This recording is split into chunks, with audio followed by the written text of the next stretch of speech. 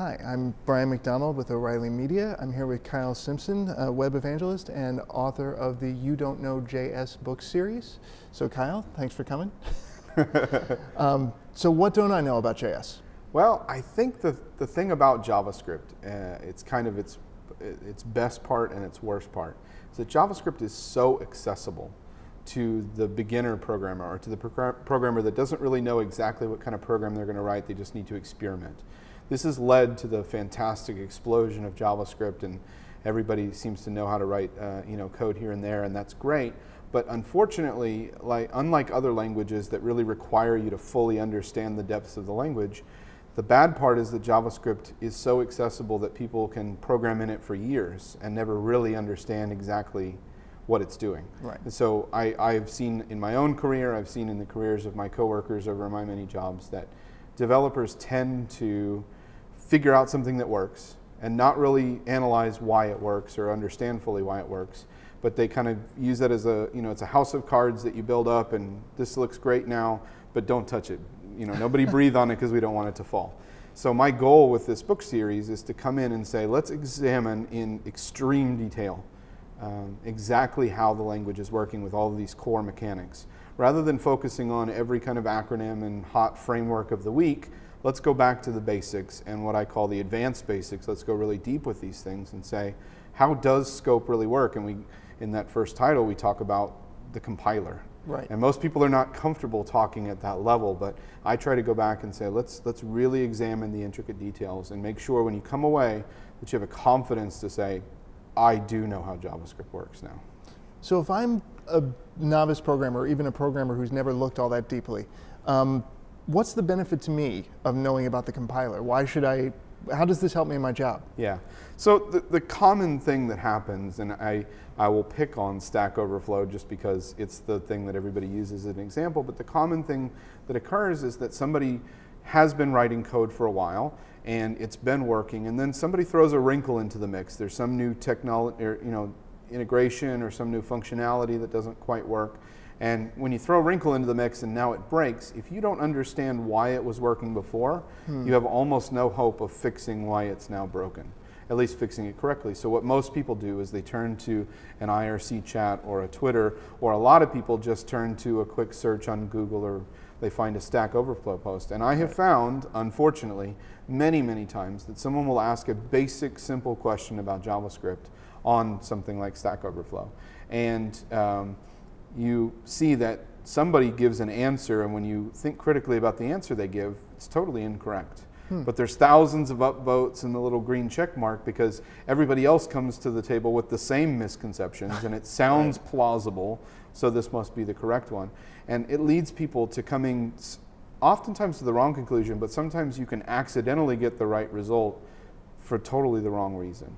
So I would say any developer that takes seriously writing quality code needs to understand how that language works.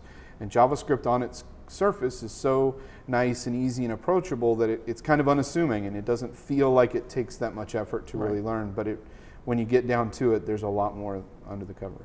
So if everybody steps up their game, it's better for everybody, it's better for the web? I think it's I operate my career based on that all boats rise with the tide. I think the more people that can appreciate what it's capable of, the more people that can be confident that when they write JavaScript, they're writing quality code that will do what they told it to do, the less bugs there will be, the less problems there'll be, the more performance there'll be. And all of that, as you said, it does contribute to a growth in the web platform. And I think that's healthy for everyone.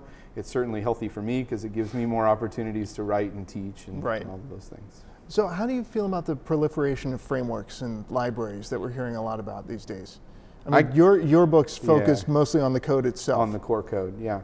I get asked this all the time. People ask me, what do you think about Angular? What do you think about Ember or whatever? I mean, you plug in any framework of the week or any build tool of the week, and somebody, I don't know why people care what my opinion is, but they do ask frequently, what do you think about this framework? And my response is often that I don't have such a problem with the framework itself, but I do have a problem with our continued reliance upon frameworks. To me, a framework should be a scaffolding that allows you to get started with a project that you don't fully understand the problem domain, and it should let you easily explore the problem domain and figure things out and rapidly prototype.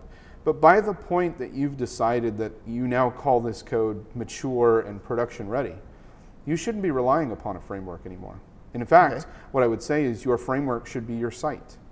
Rather than saying I deployed an Angular or I deployed a Backbone site or an Ember site or whatever, we should be saying I deployed my site. And it started out that Angular helped me get there, but then I took out all the stuff that wasn't necessary, and what's left is what my site is. So I think frameworks are great, but they become too easily a crutch. And I think that contributes. It's not the only reason, but it contributes to why people treat things as the magic black box. I don't know why it works, but it does work.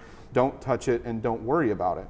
And that to me is the antithesis of what I'm trying to do. I'm trying to help people actually understand it. I hope from reading the book or taking a class or something that you would come away and say, I can go look at the source code for Angular and I can know exactly how it tracks changes to DOM elements and why that works and why that's good in some cases and why it's not so good in other cases. And I can be confident that when I make the decision to bring Angular into my team, I'm doing so based upon knowledge rather than the hype that I read on some blog post.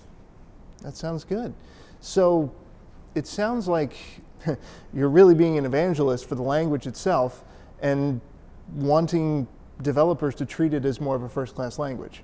I think it deserves so, and I would say it in this respect. Those who don't know the history of JavaScript, it's almost 19 years old. It was created as a 10-day project by Brendan Eich when he was just an employee at Netscape. Right. And if we look at what JavaScript is doing today, I think it's a fair and safe bet, and I don't think it's putting too much words in his mouth, to say he probably didn't think at the time that JavaScript would be embedded in light bulbs someday. And as crazy as that sounds, that's our reality. Right. So when we look at the history of other languages that were in the race to ubiquity, if you will, we saw Flash's ActionScript, we saw Java certainly making a big play for this total ubiquity, and both of those sort of lost that war partially because they went the proprietary plugin route. JavaScript went the open standards route, it went the embedded directly and natively in the browser route, and even though we couldn't have foreseen when it was written that it would be used the way it's being used today, the fact that it's in light bulbs is a de facto proof that it won that battle. Right. It's here to stay. It is now the target of choice for the compilation from a number of hundreds of other languages, and I think it's now time for people to recognize that even if you don't like to author JavaScript, because there's plenty of people out there, they don't like the JavaScript syntax. And I don't have a problem. I like it, but I don't have a problem if somebody else prefers Python or prefers Ruby or prefers TypeScript or CoffeeScript or whatever. I say the more the merrier. I think that's great. But I think it's a real problem if you say, I don't like JavaScript, therefore it's a bad technology, because it's become the underpinning for the web platform. You need to understand how it works. The more you can understand, the better your tools will be at creating JavaScript. Right. So whichever language you choose, it's interesting because computer languages are not for computers. They're for developers. Computers just want ones and zeros. True. And there's nearly an infinite number of programs that in various languages that could produce the same sequence of ones and zeros. So if you as a developer say, the way CoffeeScript is expressive is better for me, more power to you. For me, it's not, but for more power to you. That's great. If you like TypeScript, if you like ClojureScript, if you like any of these languages, pick the one you're most effective in. But you can't look at something like JavaScript and say, I don't need to know JavaScript. That is, I think, a bridge too far. That's taking it too far and saying, I don't care what the underlying technology is. We need to understand that technology and embrace it and write the best code that we can. That sounds good. So tell me a little bit more about the series. You started out by looking at scope, yes. right? And the first title, which is now out, published through O'Reilly, is now available. It's called Scope and Closures. Right. And scope and closures naturally fit together. Closures are based upon this topic of lexical scope. It's something that we all, as processes in development, we understand intuitively something about the way scope works. Right. But most of us never take the time to understand why there's a difference between assigning to a variable and reading a value out of a variable. That's something a compiler cares about. Most developers never think about that.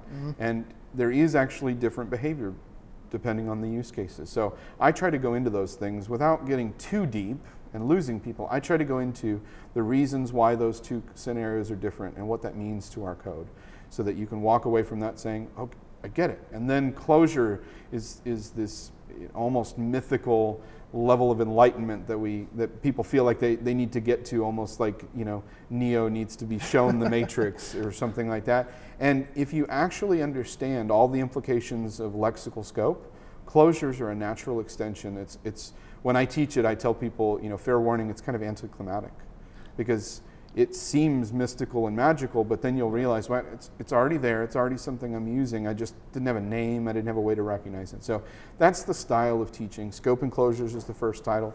Next title, which is already written and it's about to go into publishing, is called This, and Object Prototype. So it takes on the beast that is the this keyword and so much misunderstanding, takes on the prototype mechanism and how people commonly think of things as classes, and I try to show why I think that's not the right way to think. So each one of these books in this series is going to take those small, seemingly small topics and expound upon them to an extreme depth so that you come away with that confidence.